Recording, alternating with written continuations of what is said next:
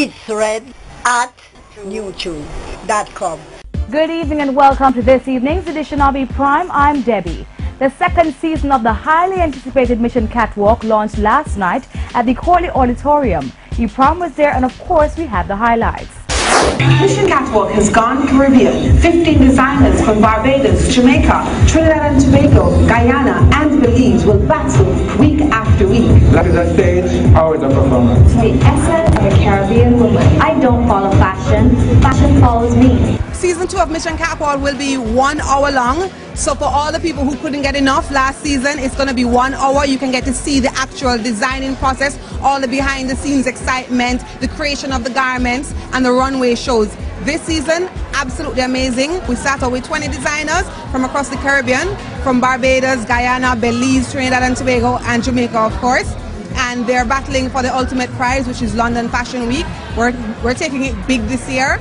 We're going with the big giants, you know. And for a production like this, it's hard for Jamaica alone to fund a production like this. So going across the Caribbean and selling the same show across different platforms makes better sense for us, which is why we did that. And it creates opportunity for designers across the Caribbean. And trust me, it's a stiff competition, a very stiff competition this season. The Ministry of Health came on board and we saw it as an amazing opportunity for us to be socially aware and send a socially responsible message about HIV awareness. And we have woven it into the show where we actually have designers creating a garment that promotes HIV awareness. So it's actually a part of an episode and it's done in a very tasteful and creative way, which is not going to seem tacky and ridiculous. The renowned Mission Catwalk judges Novia McDonald-White and Carlton Brown told us what to expect from the judging panel. Mission Catwalk, it really is about finding that designer with that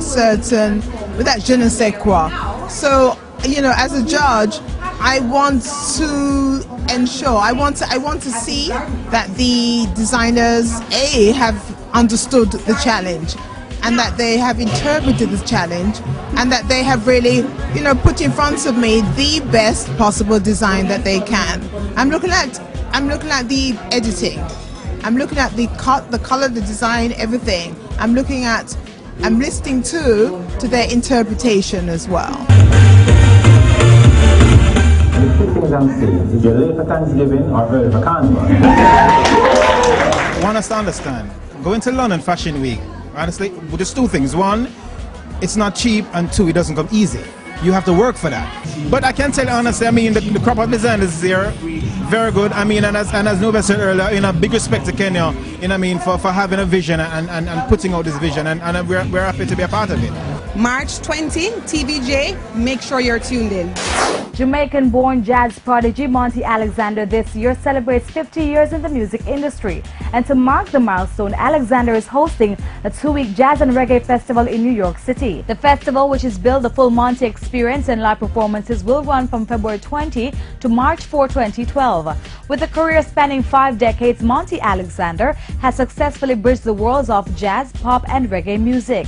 The festival will primarily be a retrospective to spotlight Monty's 50 years in music, and on each night of the festival, a specially invited hand-picked talent will perform alongside the musician. The festival will feature performances from jazz greats like Russell Malone, Christian McBride and Nat King Cole's youngest brother Freddie Cole, alongside others. There will also be the One Love celebration that will pay homage to the Jamaican side of Alexander's heritage.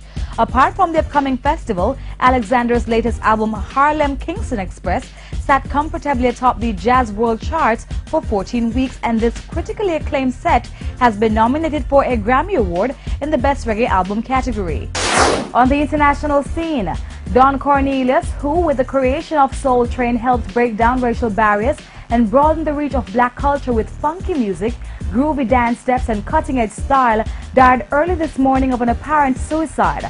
Cornelius was 75.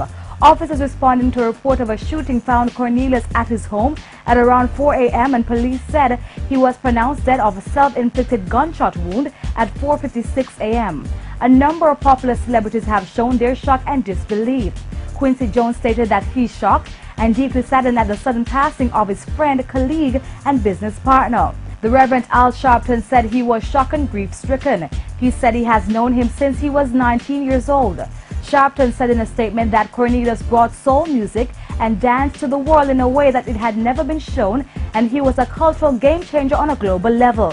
It introduced television audiences to such legendary artists as Aretha Franklin, Marvin Gaye, and Barry White, and brought the best R&B, soul, and later hip-hop acts to TV.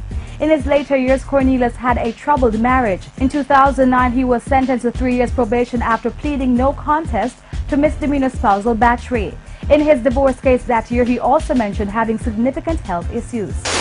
On this day in reggae music history, February 1, 1957, the Crown Prince of Reggae, Dennis Emmanuel Brown, was born. That's it for ePrime this evening. I'm Debbie. I'll see you tomorrow. It's red at youtube.com.